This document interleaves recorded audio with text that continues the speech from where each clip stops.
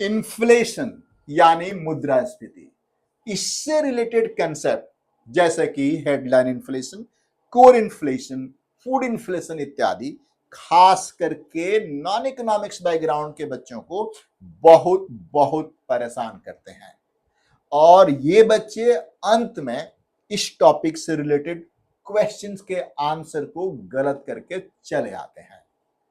मैं हूं professor Hare Ram Sinha from university of Delhi और आज के इस लेक्चर में हम इसी पे चर्चा करेंगे, यानी मुद्रास्फीति पे चर्चा करेंगे सो दैट कि आप इस टॉपिक से रिलेटेड क्वेश्चंस का आंसर सही करें, गलत ना करें। तो बच्चों बिना देर के हुए चलते हैं स्क्रीन पे, लेकिन उसके पहले आपसे एक रिक्वेस्ट है कि यदि आप इस चैनल पे नए हैं तो चैनल को सब्सक्राइब करके बेल आइकन दबाना ना भूलें बच्चों।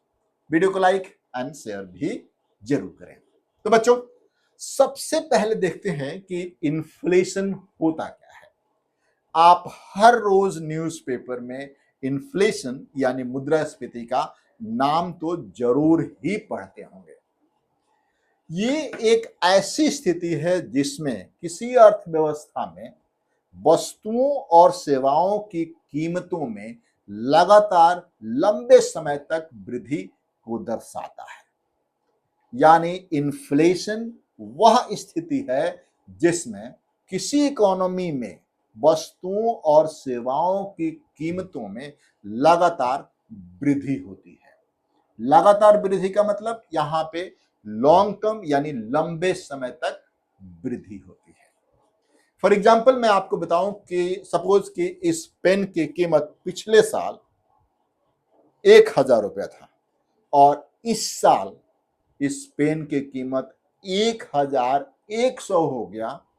इसका मतलब इन्फ्लेशन बढ़ा है, यानी इन्फ्लेशन की वजह से ये पेन 1,000 से लेकर के 1,100 रुपया यानी 10% का इन्फ्लेशन हो गया है। अब यहां पे बात आती है कि क्या इन्फ्लेशन हमेशा ही बुरा है? तो मैं कहता हूं कि नहीं, इन्फ्लेशन हमेशा बुरा नहीं होता है। कुछ मामलों में या आप कह सकते हैं कि इन्फ्लेशन एक सर्टेन लेवल तक, जैसे 3 से 4% या कई बार 5% भी इन्फ्लेशन इकोनॉमी के लिए अच्छा होता है। वो मैं थोड़ी देर में डिस्कस करता हूं, बट पहले यहां समझिए, इन्फ्लेशन जब बढ़ता है यानी वस्तुओं और सेवाओं की कीमतें महंगी होती है, कीमतें बढ़ती हैं। इसका मतलब कि आपके पास जो पैसा है, आपके पास जो रुपया है, उसकी वैल्यू घटती है। यानी आपकी परचेजिंग पावर, यानी आपके पास जो रुपया है उसका परचेजिंग पावर घटता है। आप इसको इस तरीके से भी कह सकते हैं कि आपके पास जो इनकम आ रहा है वो नॉमिनल इनकम आता है, यानी आपकी सैलरी 25,000 है तो वो जो 25,000 है वो नॉमिनल इनकम कहलाता है। अब चूंकि इन्फ्लेशन बढ़ रहा है, वस्तुओं और सेवाओं की कीमतें बढ़ रही हैं, तो उस 25,000 में अब आप कम वस्तुएं और सेवाएं खरीद पाएंगे। इसका मतलब इन्फ्लेशन के वजह से आपका रियल इनकम घटता है। रियल इनकम क्या होता है? रियल इनकम एक्चुअली में आपके पास जो इनकम है उससे आप कितना गुड्स एंड सर्विसेज यानी वस्तुओं और सेवाओं का क्रय कर सकते हैं, खरीद सकते हैं, वही आपकी रियल इनकम है। फॉर एग्जाम्पल समझिए, मान लेते हैं कि आपके पास 25,000 रुपया आपकी सैलरी आती है, 25,000 रुपया आपकी सैलरी आती है, तो इसे आप कहते हैं नॉमिनल इनकम। इसको आप क्या कहेंगे बच्चों? इसको आप कहेंगे नॉमिनल इनकम, इसको कहते हैं, राइट। लेकिन ध्यान रखना है, इस 25,000 से कितनी वस्तुएं और कितनी सेवाओं को आप खरीद पाते हैं उसे हम कहते हैं रियल इनकम।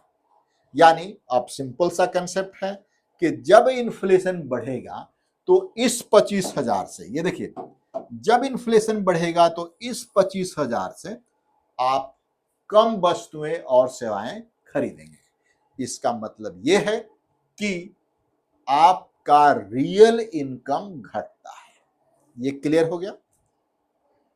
अब हम आते हैं कि क्या इन्फ्लेशन इकोनॉमी के लिए अच्छा है या बुरा है। तो मैं आपको बता दूं, 3 से 4% तक का जो मॉडरेट इन्फ्लेशन होता है, जो मॉडरेट मुद्रास्फीति होती है 3 से 4% तक का, वो इकोनॉमी के लिए बेहतर होता है। वो कैसे होता है इसको समझिए। 3 से 4%, ये देखिए 3% से 4%, ये वाला जो इन्फ्लेशन, इसको आप मॉडरेट इन्फ्लेशन कहते हैं। इससे क्या होता है, 3 से 4% जब इन्फ्लेशन बढ़ता है तो जो प्रोड्यूसर हैं, जो उत्पादक हैं, उनके वस्तुओं और सेवाओं की कीमतें बढ़ रही हैं। अब वस्तुओं और सेवाओं की कीमतें बढ़ने से उनका प्रॉफिट मार्जिन बढ़ता है।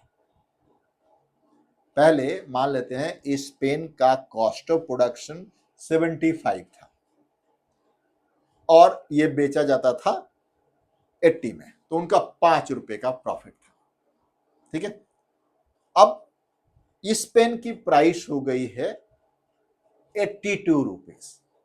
कॉस्ट ऑफ प्रोडक्शन अभी वहीं का वही है, यानी 75 ही है, तो उनकी प्रॉफिट मार्जिन अब 7 रुपया हो गया। यानी ये देखिए 75 में इसका कॉस्ट ऑफ प्रोडक्शन था और 80 में ये बेचा जाता था।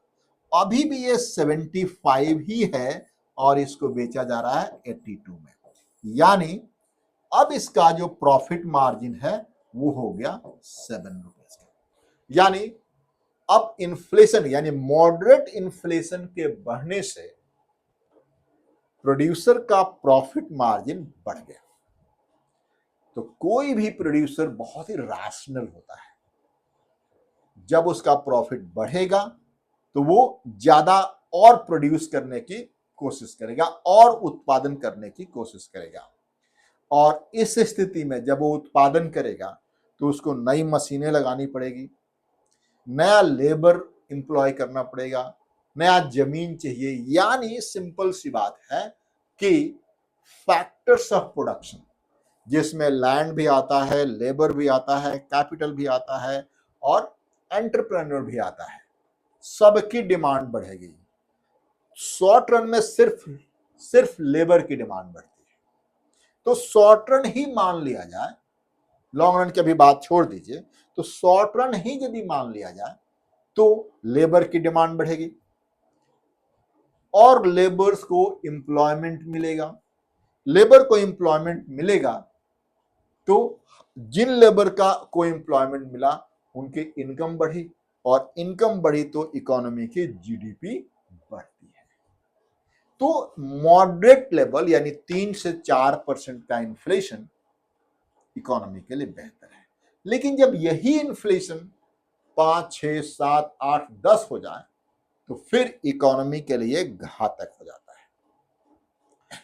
क्योंकि अब देखिए, जब ज्यादा इन्फ्लेशन हो जाएगा तो जो प्रोड्यूसर को रॉ मटेरियल सप्लाई करता है उसका भी तो कॉस्ट बढ़ेगा, यानी कॉस्ट ऑफ प्रोडक्शन भी अब बढ़ जाएगा। तो कॉस्ट ऑफ प्रोडक्शन बढ़ने से ये वाला 75 नहीं रह पाएगा। ये हमने दोनों ही केसेस में देखा कि ये 75 का 75 ही है। अब इस केस में ये बढ़ करके हो सकता है कि 80 हो जाए। जब 80 हुआ तो अब प्रॉफिट मार्जिन 7 ना हो करके यहां पे प्रॉफिट मार्जिन जस्ट 2 हो गया, जस्ट 2 हो गया। तो पहले प्रॉफिट मार्जिन 5 रुपए का था, अब प्रॉफिट मार्जिन सिर्फ 2 रुपए का हो गया। तो उस केस में प्रोड्यूसर, चूंकि उसका प्रॉफिट घट रहा है तो वो आगे प्रोड्यूस नहीं करेगा, अपना प्रोडक्शन कम कर देगा।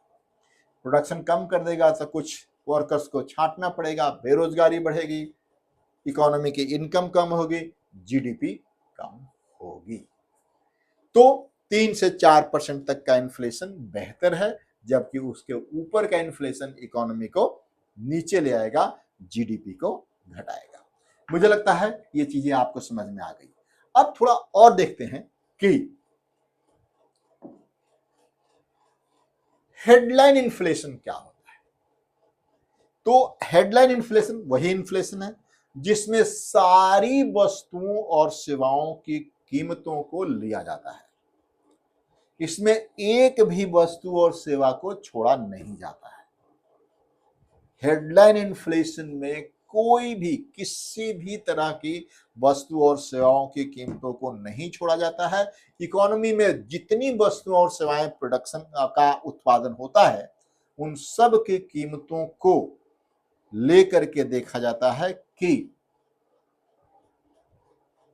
इनके कीमतों में कितना परिवर्तन हुआ है पिछले साल के मुकाबले। ठीक है, तो इसे आप हेडलाइन इन्फ्लेशन कहते हैं। तो हेडलाइन इन्फ्लेशन में हर वस्तु और सेवा की कीमत में परिवर्तन को देखा जाता है, इसमें कुछ भी छोड़ा नहीं जाता है। यह बात क्लियर है आप लोगों को? अब आगे देखते हैं कोर इन्फ्लेशन क्या होता है।